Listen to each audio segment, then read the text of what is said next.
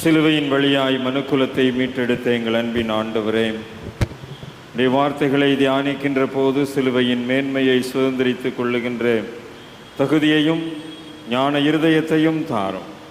உடைய வார்த்தைகள் எங்களுடைய ஆன்மீக வாழ்வை ஈடேற்றுவதற்கு, நாங்கள் பயபக்திக்குரியவர்களாய் எங்களை மறு அர்ப்பணம் செய்வதற்கு ஆற்றலும் ஆசீர்வாதமாய் எங்களுடைய இருதயத்தின் நினைவுகளை, சிந்தனைகளை ஒருமுகப்படுத்தி கேட்க அருள் தாரும். இயேசு ஆண்டவரின் வழியாய் வேண்டிக் கொள்ளுகிறோம் பிதாவே, ஆமேன். ஆண்டவரில் அன்பார்ந்த இறை மக்களே, சிலுவையின் மூலமாய் நமக்கு மீட்பை தந்த இயேசு கிறிஸ்துவனுடைய ஈடு இணையற்ற திருப்பெயரில் இந்த தவ காலத்தின் 5வது வெள்ளிக்கிழமை மாலை திருவிருந்து வழிபாட்டிலே பங்கு பெறுகின்ற உங்கள் அனைவரையும் அன்போடு வாழ்த்துகின்றேன். பிதாவாக்கிய கடவுளிடமிருந்தும் குமாரனாகிய இயேசு கிறிஸ்துவிடமிருந்தும் நமக்கு ஆற்றலையும் ஆசீர்வாதத்தையும் தந்து வழிநடத்துகின்ற தூய ஆவியரிடத்திலிருந்தும் கிருபை நிறைந்த சமாதான வாழ்த்துக்கள் நம்மை நிறைவாய் ஆசீர்வதிப்பதாக. இந்த வாரத்திலேயும் நாம் தியானிக்கும்படியாய் தெரிந்து கொண்ட திருமறை பகுதியை படிக்க கேட்டோம். அதிலே அடங்கியிருக்கின்ற ஒரு விலங்கை குறித்ததான அறிவியல் உண்மைகளோடு திருமறை விளக்கத்தையும் நம்முடைய ஆன்மீகத்திற்கு தேவையான சிந்தனைகளையும் பெற்றுக்கொள்ள என்னோடு இணைந்து தியானிக்க உங்களை அன்போடு அழைக்கின்றேன். கேமல் என்று ஆங்கிலத்திலே சொல்லப்படுகின்ற ஒட்டகம், இது கேமலாஸ் என்ற ஒரு இன வகையை சார்ந்தது என்று சொல்லப்படுகின்றது. ஆகவே ஆங்கிலத்தில் இது கேமல் என்று அழைக்கப்படுகின்றது.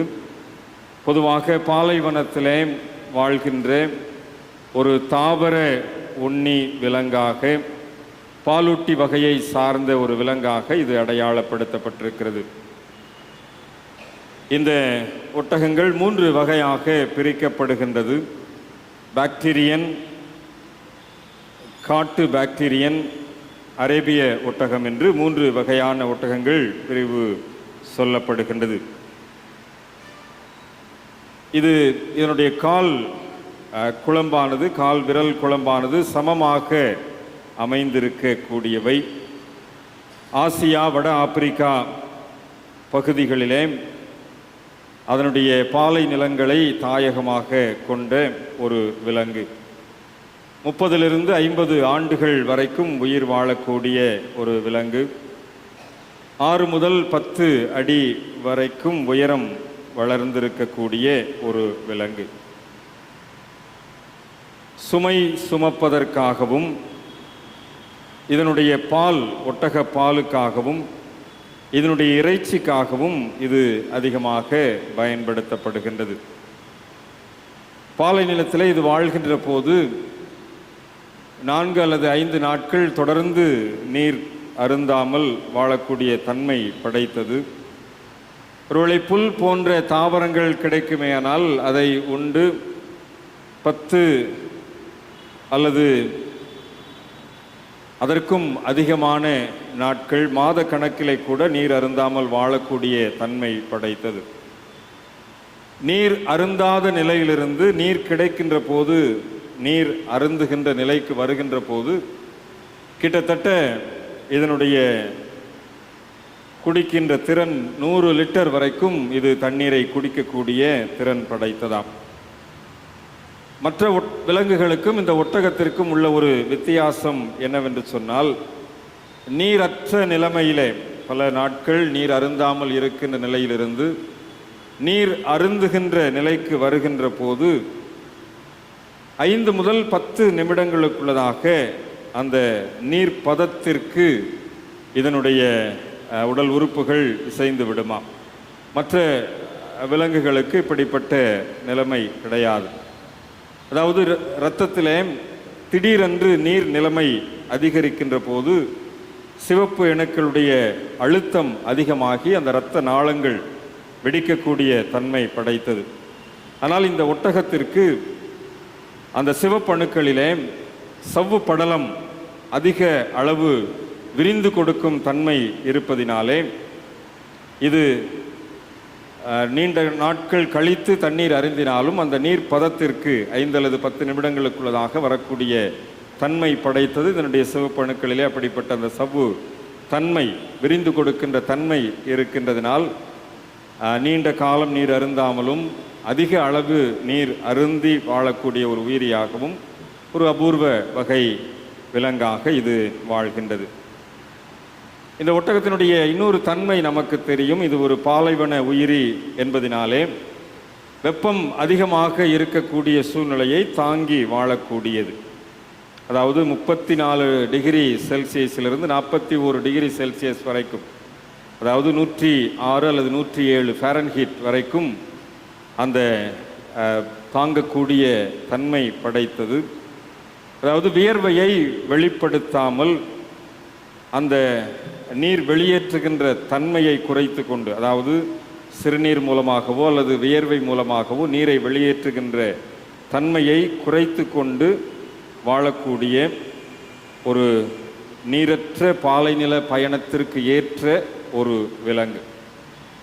இதனுடைய முடியும் இதனுடைய தோலும் வெப்ப தடுப்பானாக மாத்திரமல்ல, கடும் குளிருக்கும் ஏற்ற ஒரு தடுப்பானாகவும் செயல்படுவதாக இதனுடைய தோலும் முடியும் செயல்படுகின்றது.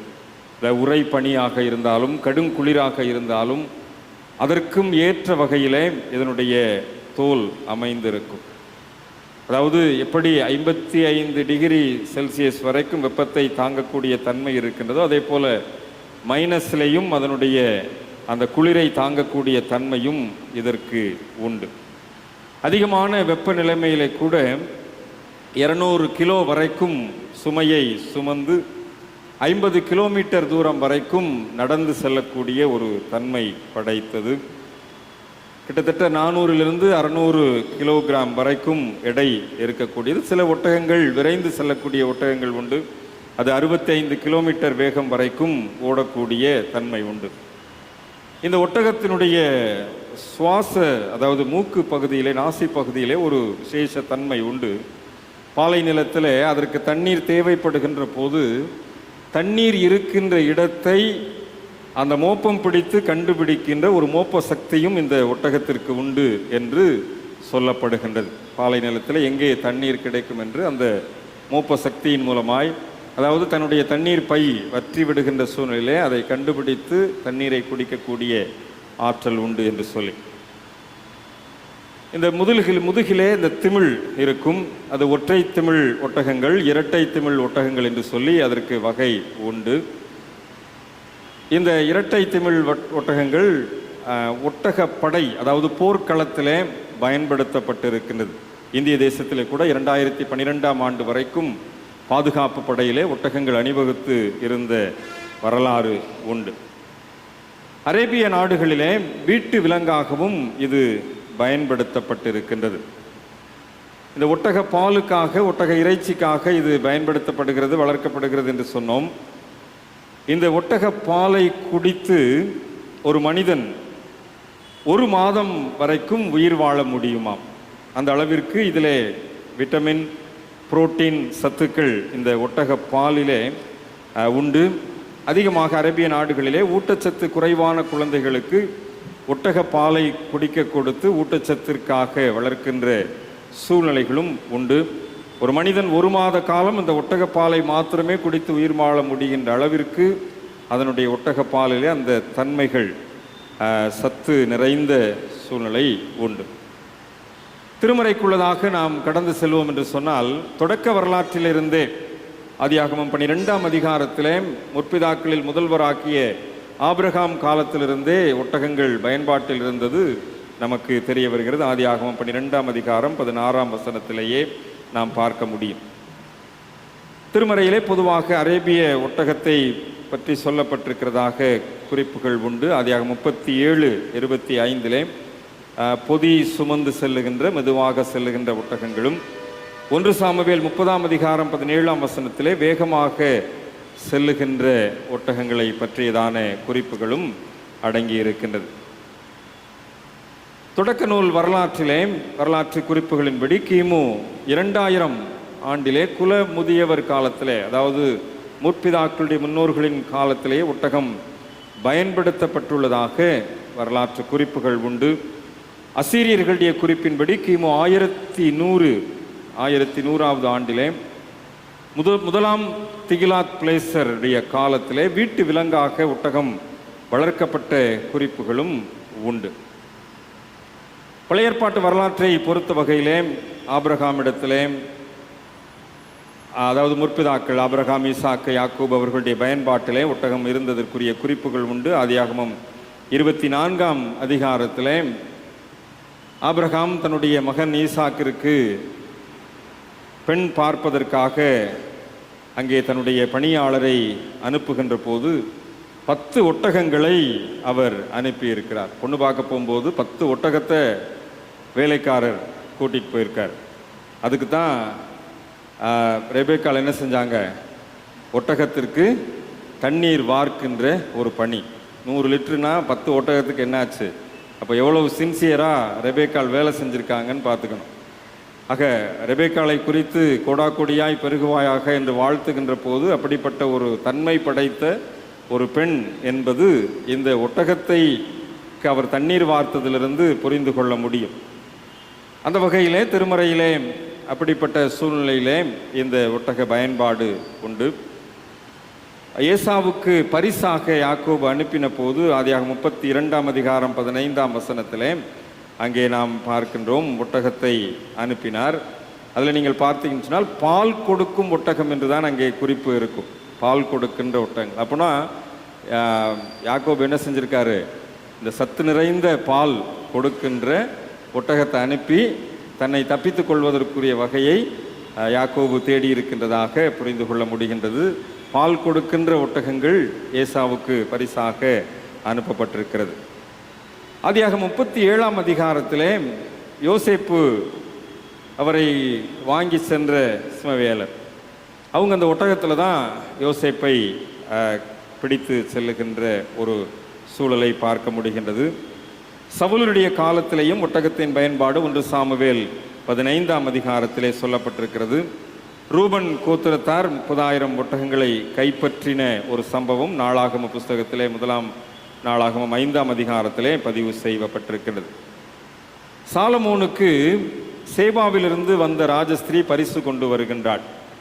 அவள் கொண்டு வருகின்ற அந்த பாங்கு, அந்த பரிசுகள் கொண்டு வரப்பட்டது ஒட்டகத்தில் தான். 1 சாமுவேல் 10ஆம் அதிகாரத்திலே சொல்லப்பட்டிருக்கு. அதே போல தாவீதிற்கும் இஸ்ராயேலர் நன்கொடைகள் அல்லது பரிசுகளை கொண்டு வந்ததும் 1 நாளாகமம் 12ஆம் அதிகாரத்தின்படி ஒட்டகத்தில் தான் கொண்டு வந்து கொடுத்திருக்கின்றார்கள்.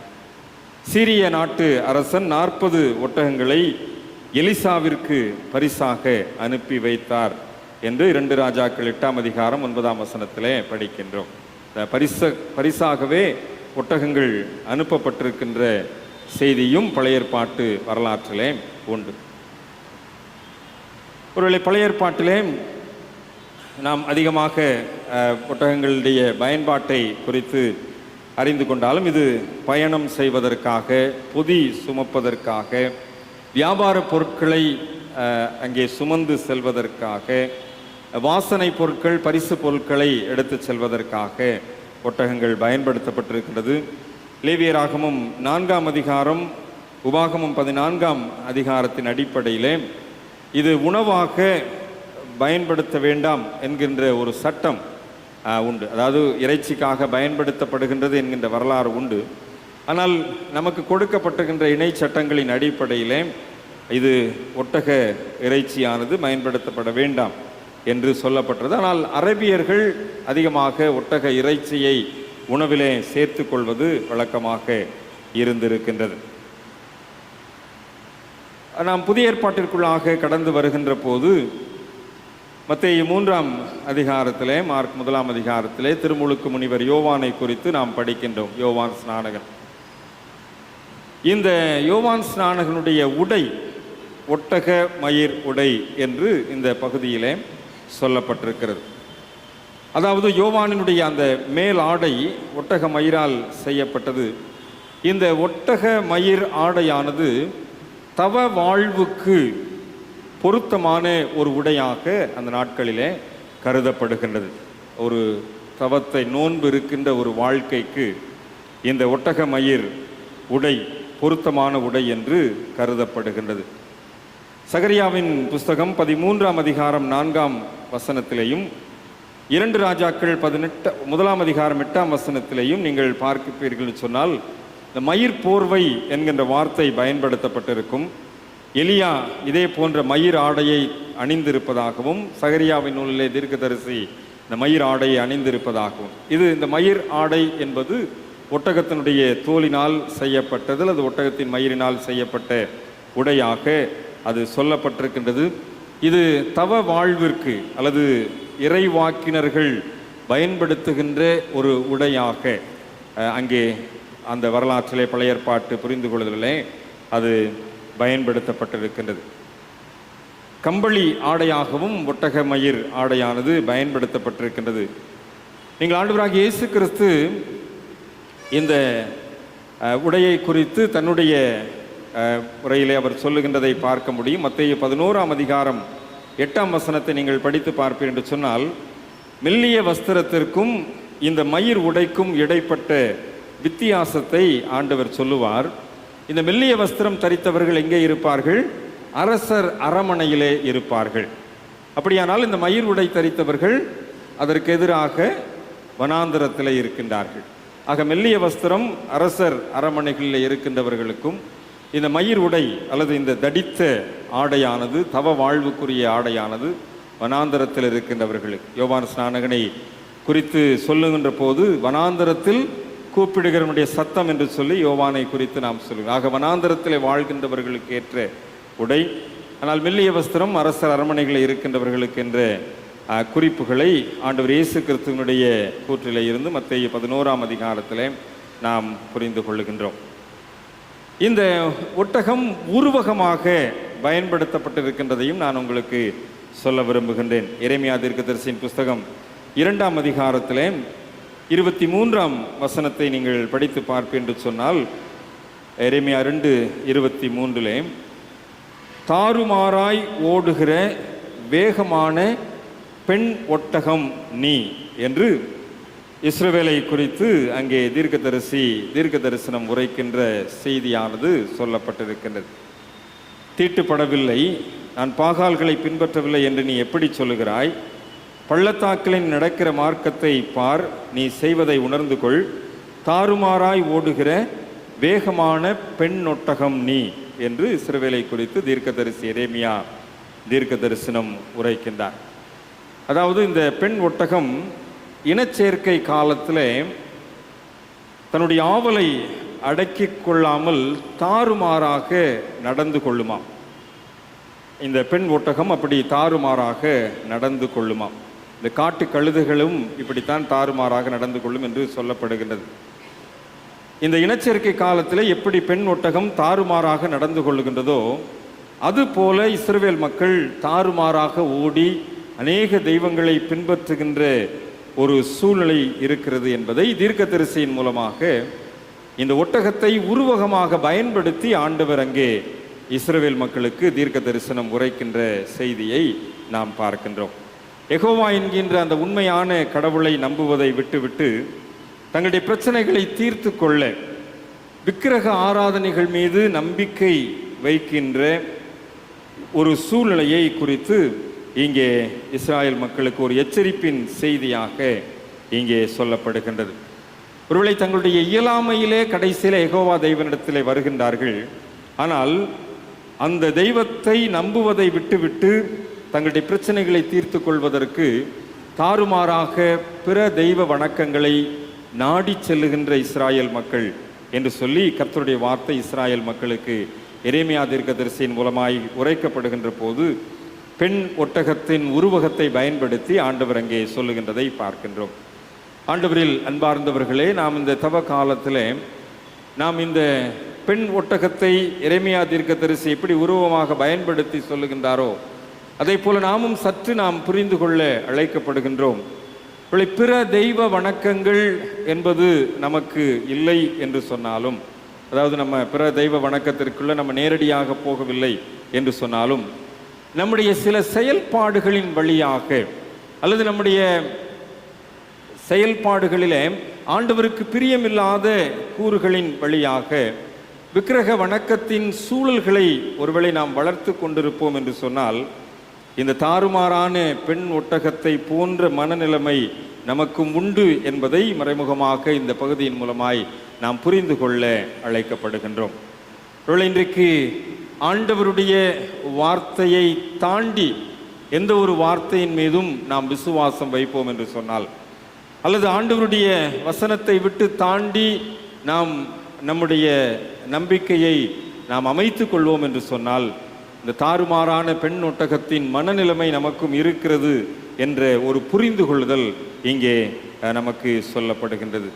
விக்கிரக ஆராதனை என்பது நேரடியாக இல்லை என்று சொன்னாலும், மறைமுகமாக ஆண்டவரை நாம் முழுமையாக வழிபடாத ஒரு சூழ்நிலை, அல்லது முழுமையான ஒரு ஒப்படைப்பு இல்லாத ஒரு சூழ்நிலை நம்மிடத்திலே காணப்படுகின்றது என்கின்ற ஒரு புரிந்து கொள்ளுதல் இந்த தாறுமாறாய் ஓடுகிற வேகமான பெண்ணொட்டகத்தின் மூலமாய் வெளிப்படுத்தப்படுகின்றது. நாம் அதை இந்த தவ காலத்திலே, இந்த தபசு நாட்களிலே, இந்த உபவாச நாட்களிலே நாம் அதை புரிந்து கொண்டு நம்மை நாமே சீர்படுத்தி கொள்ள, நம்மை நாமே ஸ்திரப்படுத்தி கொள்ள ஆண்டவர் நம்மை அழைக்கின்றார். அந்த புரிந்து கொள்ளுதலோடு கூட நாம் படிக்க கேட்ட திருமறை பகுதிக்குள்ளாக நாம் கடந்து வருவோம் என்று சொன்னால், மத்தேயு 19ஆம் அதிகாரம், மார்க்கு 10ஆம் அதிகாரம், லூக்கா 18ஆம் அதிகாரம். மத்தேயு 19:24 தான் இந்த வார்த்தையானது சொல்லப்பட்டிருக்கிறது. அதே போல மார்க்கு 10ஆம் அதிகாரம் 25ஆம் வசனத்திலையும், லூக்கா 18ஆம் அதிகாரம் 25ஆம் வசனத்திலையும் இந்த வார்த்தையானது சொல்லப்பட்டிருக்கிறது. இதனுடைய பின்னணியத்தை நாம் சற்றே புரிந்து கொண்டவர்களாய் இதை நாம் இணைந்து தியானிக்க அழைக்கப்படுகின்றோம். ஆண்டவரிடத்தில் வந்த ஒரு வாலிபன், இவன் ஒரு மிகப்பெரிய ஐஸ்வர்யவானாக, ஒரு பெரிய செல்வந்தனாய், பணக்காரனாய் அவன் அங்கே அடையாளப்படுத்தப்படுகின்றான்.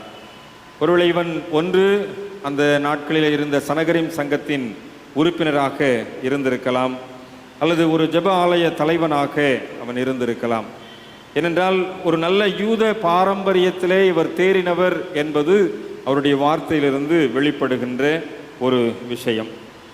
இவர் ஆண்டவரிடத்திலே வந்து இறையரசிலே நுழைவதை பற்றி, பரலோக ராஜ்யத்திலே பங்கு பெறுவதை குறித்து ஆண்டவரிடத்திலே விசாரிக்கின்றார். ஒருவேளை இந்த பகுதியை நீங்கள் மத்தேயு 19, மார்க்கு 10, லூக்கா 18 நீங்கள் ஒப்பிட்டு வீட்டிலே சென்று நீங்கள் படித்து பாருங்கள்.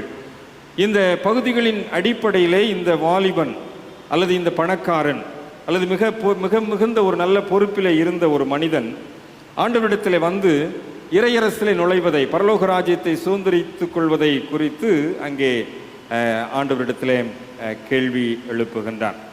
இவன் ஆண்டவரிடத்திலே வருகின்ற போது, நித்திய ஜீவனை அடைவதற்கு நான் எந்த நன்மையை செய்ய வேண்டும் என்று அவன் கேள்வி எழுப்புகின்றதாக மத்தேயு நற்செய்தி நூலிலே நாம் பார்க்கின்றோம். அப்பொழுது ஆண்டவர் அங்கே கட்டளைகளை, கற்பனைகளை குறித்து அவனிடத்திலே சொல்லி, இந்த கட்டளைகளை நீ கடைபிடிக்க வேண்டும் என்று அவனிடத்திலே சொல்லுகின்றார். நாம் 10 கற்பனைகள் நம்முடைய கரத்திலே உண்டு. ஆனால் இந்த 10 கற்பனைகளையும் 613 கட்டளைகளாக பகுத்து யூதர்கள் தங்களுடைய வாழ்க்கையிலே கடைபிடித்து வந்த வரலாறு உண்டு. ஆக 10 என்ற தொகுப்பு, ஆனால் பைலாஸ் என்று சொல்வதை போல 613 விதமான கட்டளைகளாக அவர்கள் அதை பிரித்து பயன்படுத்தக்கூடிய சூழ்நிலைகள் உண்டு. இவைகளை எல்லாவற்றையும் அந்த மனிதன், அந்த வாலிபன், அந்த ஐஸ்வர்யவான் ஆண்டவரிடத்தில் சொல்லுகிறான், இதெல்லாம் நான் என்ன செஞ்சிருக்கிறேன், சிறு வயது முதல் கை கொண்டிருக்கின்றேன். இந்த கை கொண்டிருக்கின்ற சூழ்நிலை என்பது ஒரு முழுமையான யூத பாரம்பரியத்தில் வளர்ந்தவர்கள் மாத்திரம்தான் சிறு வயதிலிருந்து அதை கை கொள்ள முடியும்.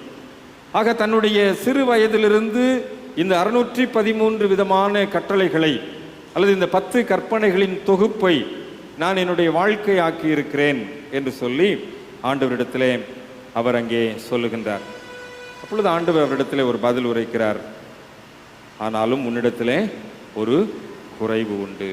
நீங்கள் அந்த மற்ற நற்செய்தி நூல்களையும் ஒப்பிட்டு பார்த்து இந்த பகுதியை படிக்க வேண்டும். அப்போ உன்னிடத்திலே ஒரு குறைவு உண்டு என்று சொல்லுகின்ற போது, என்னிடத்தில் இன்னும் என்ன குறை? நான் தான் எல்லா கற்பனையும் கடைபிடிச்சிருக்கிறேனே, எல்லா கட்டளைகளையும் நான் என்னுடைய வாழ்க்கையிலே கையாண்டு இருக்கிறேனே என்று சொல்லி தன்னுடைய வாழ்க்கையில் கட்டளைகளை அல்லது கற்பனைகளை முழுமையாக கடைபிடித்த ஒரு முழுமை யூதனாக ஆண்டவரிடத்திலே பதில் சொல்லுகின்றான். அப்போ அந்த 10 கற்பனைகள் அல்லது கட்டளைகள் அல்லது அதிலே உள்ளே அடங்கி இருக்கின்ற அத்தனை சாராம்சங்களும் என்னுடைய வாழ்க்கையில கடைபிடிக்கப்பட்டிருக்கிறது, இன்னும் என்னிடத்தில் என்ன குறையை காண்கிறீர்கள்? ஆண்டவரிடத்தில் அவன் மாறுத்தரம் கேட்கிறான். அப்பொழுது ஆண்டவர் சிலர் உன்னிடத்திலே குறை உண்டு என்கின்ற அந்த நிலைப்பாட்டை அவன் என்ன செய்ய முடியவில்லை? முழு மனதாக ஏற்றுக்கொள்ள முடியவில்லை.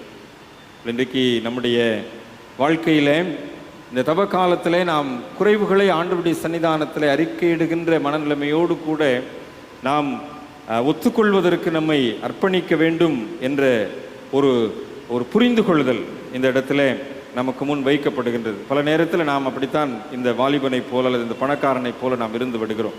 நான் சின்ன வயசுலேருந்தே சண்டே ஸ்கூலில் வளர்ந்தவன், யூத் மீட்டிங்கில் இருந்தவன், விமன் ஃபெலோஷிப்பில் இருந்தவன், மென் ஃபெலோஷிப்பில் இருந்தவன், நான் நல்ல ஐக்கியத்தில் நல்ல ஒரு ஃபெலோஷிப்பில் நல்ல ஒரு சர்ச் ஃபெலோஷிப்பில் நான் வளர்ந்தவன், இன்னும் என்னிடத்தில் என்ன குறை உண்டு என்று சொல்லி பல நேரத்தில் இந்த யூத பாரம்பரியத்தில் வளர்ந்த இந்த ஐஸ்வர்யமானமாக்கிய இந்த வாலிபனை போல நாமும் ஆண்டவரிடத்தில் கேள்வி எழுப்பி கொண்டிருக்கின்றோம். அன்பிற்குரியவர்களே, இந்த தவ காலத்தில் அப்படி கேள்வி எழுப்புகின்ற நம்மை பார்த்து ஆண்டவர் அந்த வாலிபனிடத்தில் சொன்ன அந்த வார்த்தையை சொல்லுகின்றார், இன்னும் உன்னிடத்தில் ஒரு குறை உண்டு, இன்னும் ஒரு குறை உண்டு. என்ன குறை? உன்னுடைய வாழ்க்கையை நீ முழுவதுமாக அர்ப்பணிக்க வேண்டும், உன்னுடைய வாழ்க்கை முழு அர்ப்பணம் செய்யப்பட வேண்டும். அங்கே அந்த பகுதியானது எப்படி சொல்லப்பட்டிருக்குதான், உனக்கு உண்டானவைகளை விற்று தரித்திரருக்கு கொடுக்க வேண்டும், அப்பொழுது பரலோகத்தில் உனக்கு பொக்கிஷம் உண்டாயிருக்கும். அப்போதான் அந்த வாலிபன் மிகுந்த ஆஸ்தி உள்ளவனாய் இருந்தபடியினால் இந்த வார்த்தையை கேட்ட போது அவன் என்ன செஞ்சிட்டான்? துக்கம் அடைந்தவனாய் ஆண்டவரை விட்டு போய்விட்டான். ஒன்றை நாம் தெளிவாக தெரிந்து கொள்ள வேண்டும். ஆண்டவரிடத்தில் வெறுமையாய் வந்து, ஆண்டவரிடத்தில் ஒன்றுமில்லாமல் வந்து மிகுந்த ஆசீர்வாதத்தோடு கடந்து சென்றவர்கள் உண்டு. ஆண்டவரிடத்தில் இயலாமையினால் வந்தவர்கள் உண்டு, பலவீனத்தோடு வந்தவர்கள் உண்டு, அல்லது சோர்ந்து போன நிலைமையிலே வந்தவர்கள் உண்டு. ஆனால் இயேசுவை சந்தித்து வெறுமையாய் திரும்பினதாக சரித்திரமில்லை இந்த ஒரு வாலிபனை தவிர. இந்த வாலிபன் மாத்திரம்தான் ஆண்டவரிடத்தில் வந்து அவர் அந்த குறைவை சுட்டி காட்டின போது, அந்த குறைவை அவனுக்கு ஆண்டவர் உணர்த்தின போது அவனால் என்ன செய்ய முடியவில்லை? ஏற்றுக்கொள்ள முடியவில்லை. ஏனென்றால் அந்த பாரம்பரியம், அந்த யூத தன்மை, அந்த அந்த தன்னுடைய எல்லாவற்றையும் படித்து விட்டேன், எல்லாவற்றையும் நான் கற்றுக்கொண்டிருக்கிறேன், எல்லா கற்பனைகளும் எனக்கு தெரியும் என்கின்ற அந்த ஒரு எண்ணம் அவனை ஆண்டவரிடத்திலிருந்து எப்படி அனுப்பினது? துக்கமுகமாய் அவன் திரும்பி போனான், துக்கமாய் போனான்.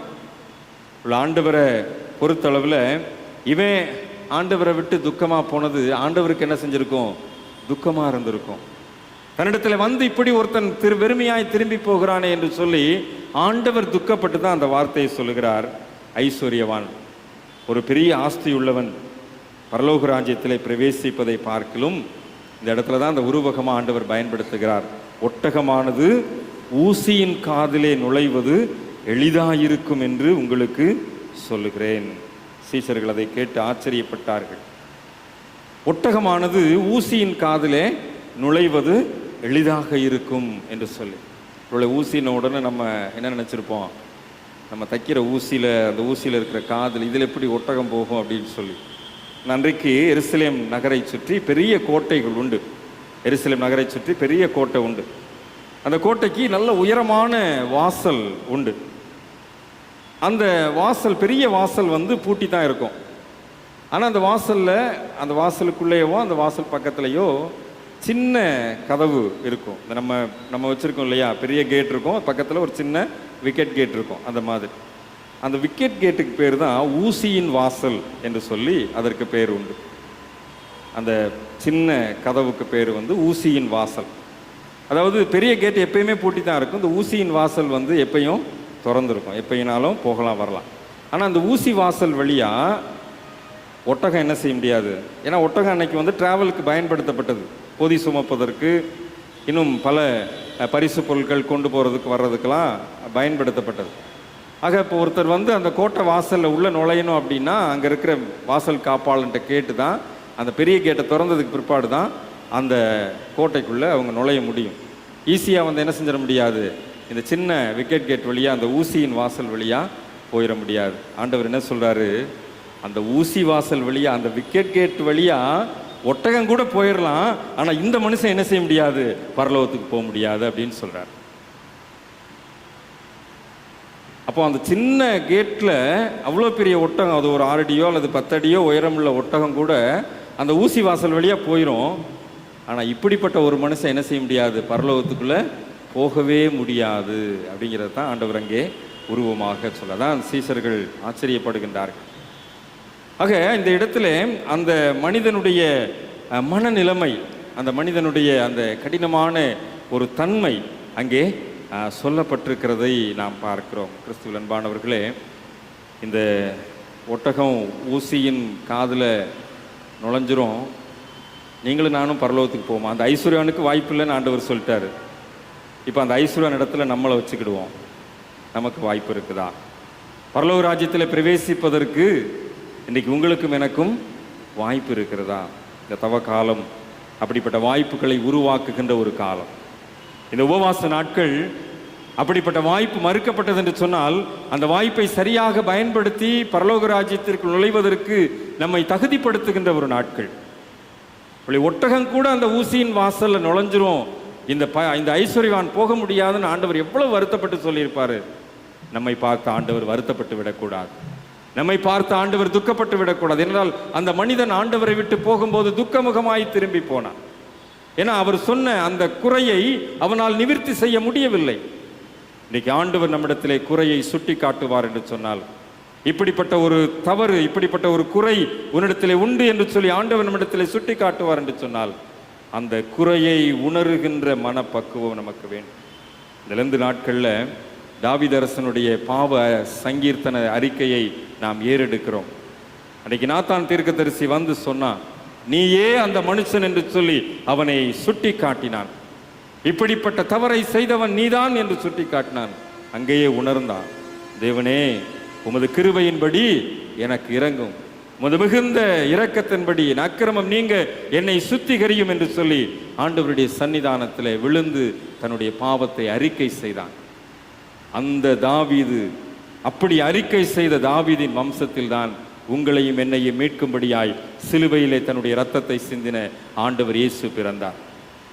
அந்த தாவீதின் வம்சத்தில் இயேசு பிறப்பிக்கின்ற வகையிலே தாவீதினுடைய பாவ அறிக்கை ஏற்றுக்கொள்ளப்பட்டது என்று சொன்னால், இந்த நாட்களிலே நம்முடைய பாவங்களை ஆண்டவருடைய சன்னிதானத்தில் அறிக்கை செய்கின்ற போது, நம்முடைய குறைவுகள் சுட்டி காட்டப்பட்டு, நம்முடைய தவறுகள் உணர்த்தப்பட்டு, ஆண்டவருடைய சன்னிதானத்திலே நாம் நம்முடைய குறைவுகளையும் தவறுகளையும் உணர்வோம் என்று சொன்னால், நம்முடைய சந்ததியை ஆசீர்வாதத்தின் பாதையில் நடத்துவதற்கு ஆண்டவர் வல்லமையுள்ளவராய் இருக்கிறார் என்பதை நாம் புரிந்து கொள்வோம்.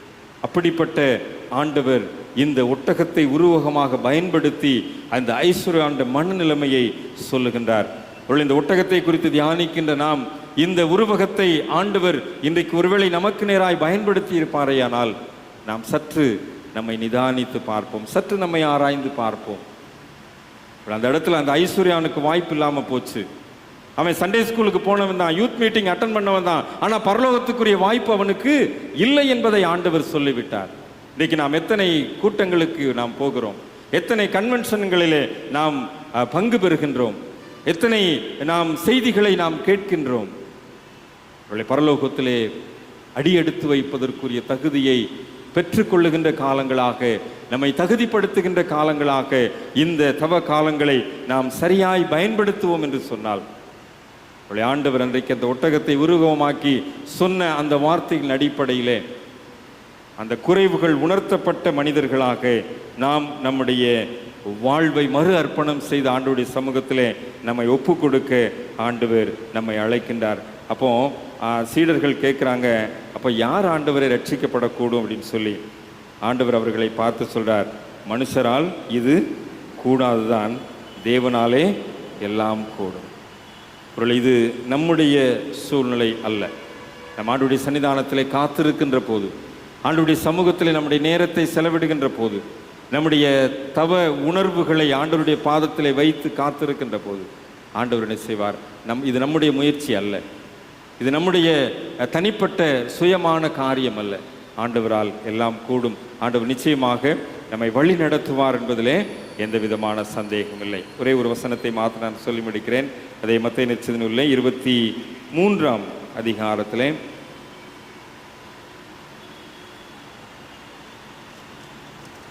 24ஆம் வாக்கியத்தை பார்க்கலாம்.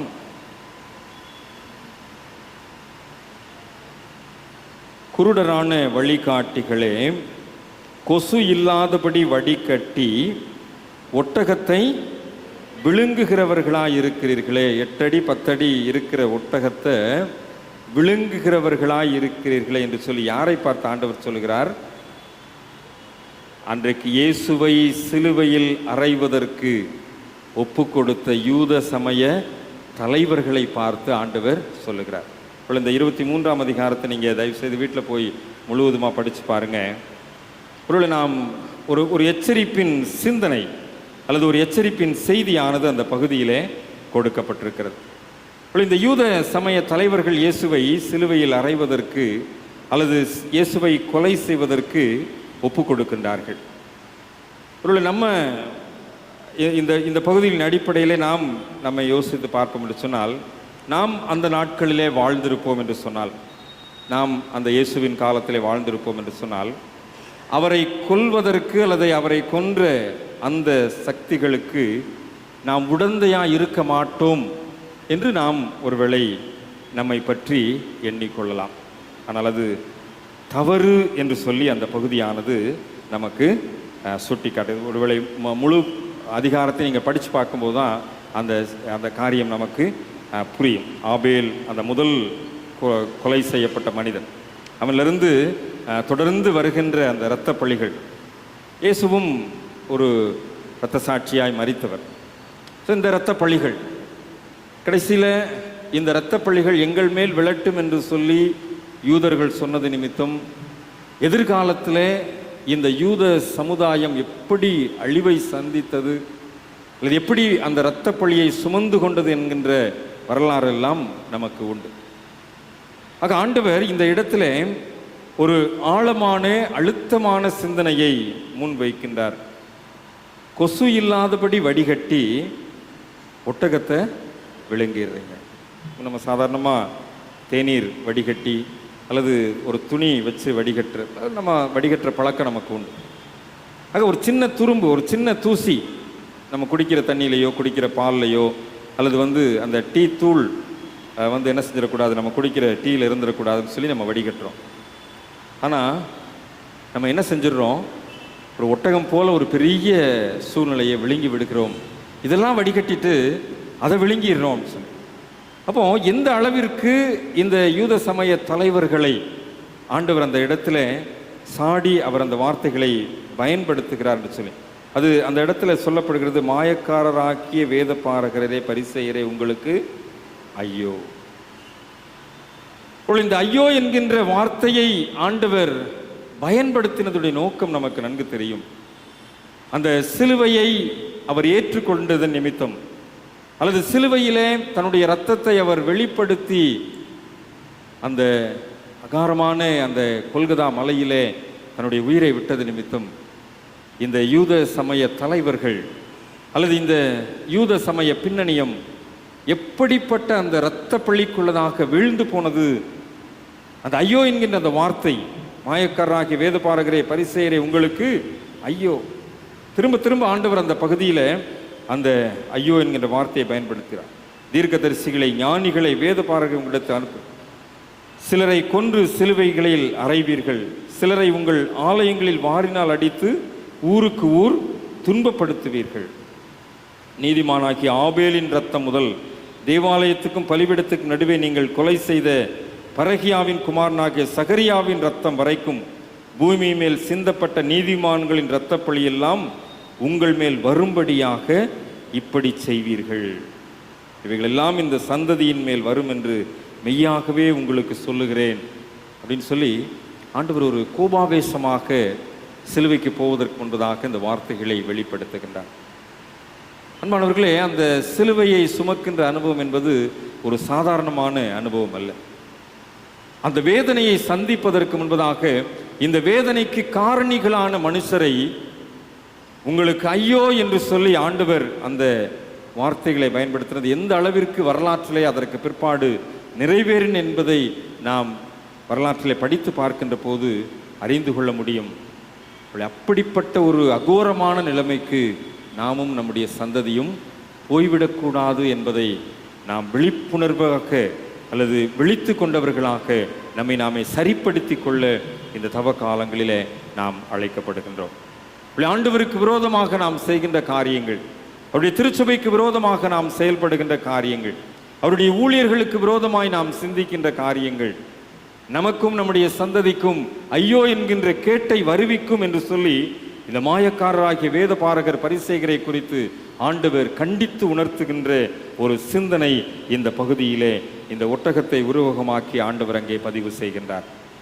அப்படிப்பட்ட ஒரு இரத்த பழிக்கு நாம் காரணிகள் ஆகிவிடாதபடி நாம் நம்மை தற்பாதுகாத்து கொள்ள அழைக்கப்படுகின்றோம். அப்படிப்பட்ட வரலாறுகள் இன்றைக்கும் நம்முடைய தேசத்தில் நடந்திருக்கின்றது, அதை நாம் அறிந்திருக்கின்றோம். அப்படிப்பட்ட வரலாறுகளை கடந்து வந்துதான் இன்றைக்கு திருச்சபை உருவாக்கப்பட்டிருக்கிறது. அந்த திருச்சபையிலே தான் நாம் வாழ்ந்து கொண்டிருக்கிறோம் என்பதையும் நாம் மறந்துவிடக்கூடாது. இந்த சூழ்நிலையிலே நாம் இந்த சிலுவைக்கு நேராக இந்த தியானத்தை அமைத்து கொண்டிருக்கிற இந்த நாட்களிலே ஆண்டவர் இந்த வசனத்தின் அடிப்படையிலே சுட்டி காட்டுகின்ற சிந்தனைகளையும் நாம் செவிமடுத்து நம்மை நாமே சீர்படுத்தி கொள்ள சரிப்படுத்தி கொள்ள ஆண்டவர் நம்மை அழைக்கின்றார். இந்த சந்ததியில் என்ன வர வேண்டும்? ஆசீர்வாதங்கள் வர வேண்டும், சமாதான வாழ்த்துக்கள் வர வேண்டும், மகிமையின் சூழ்நிலைகள் வர வேண்டும். எந்த ஒரு நிலைப்பாட்டிலேயும் நம்முடைய சந்ததி இரத்த பழியை சுமக்கின்ற சந்ததியாக மாறிவிடக்கூடாது என்பதை இந்த திருவசனங்களின் மூலமாய் நாம் ஆண்டவருடைய வார்த்தையிலிருந்து, இந்த ஒட்டகத்தை உருவகமாக பயன்படுத்தின இந்த வார்த்தையிலிருந்து நாம் ஒரு எச்சரிப்பின் செய்தியாக நாம் பெற்றுக்கொண்டவர்களாய் சிலுவையை நோக்கி நம்முடைய பயணத்தை அமைத்து கொள்ள ஆண்டவர் நம்மை அழைக்கின்றார். ஆண்டவர் நமக்கு கொடுத்திருக்கின்ற மிகப்பெரிய இந்த மகிமையான ஆசீர்வாதம் நிறைந்த சூழ்நிலையிலே நாம் நம்மை சரிப்படுத்தி கொள்ள சீர்படுத்தி கொள்ள நம்மை முழுமையாக ஆண்டவருடைய திருப்பாதத்திலே அர்ப்பணித்தவர்களாய் சிலுவையிலிருந்து வெளிப்படுகின்ற அவருடைய அன்பை பெற்றுக்கொள்ள நாம் இந்த தவ காலங்களிலே நம்மை சரிப்படுத்துவோம். அந்த முந்தின பகுதியிலே நாம் பெற்றுக்கொண்ட அந்த ஊசியின் காதில் நுழைகின்ற ஒட்டகத்தின் அனுபவமும், வடிகட்டியை தாண்டி வெளிப்படுகின்ற ஒட்டகத்தை விழுங்குகின்ற அனுபவமும் இந்த சிலுவையை தியானிக்கின்ற இந்த நாட்களிலே நமக்கு முன் இருக்கின்றது என்கின்ற சிந்தனையோடு கூட திருவிருந்திலே ஆண்டவருடைய சரீரத்தையும் இரத்தத்தையும் பெற்றுக்கொள்வதற்கு நம்மை தகுதிப்படுத்துவோம். நிச்சயமாக நம்மை சீர்படுத்துகின்ற காலமாக, நம்மை ஸ்திரப்படுத்துகின்ற காலமாக, நம்மை சரிப்படுத்தி கொள்ளுகின்ற காலமாக, நம்மை நாமே ஆண்டவருடைய சமூகத்திலே முழுமையாய் அர்ப்பணம் செய்து பரலோக ராஜ்யத்திற்குள் பிரவேசிக்கக்கூடிய தகுதியுடைய காலமாக இந்த நாட்களை அமைத்து கொள்ள நாம் முற்படுவோம்.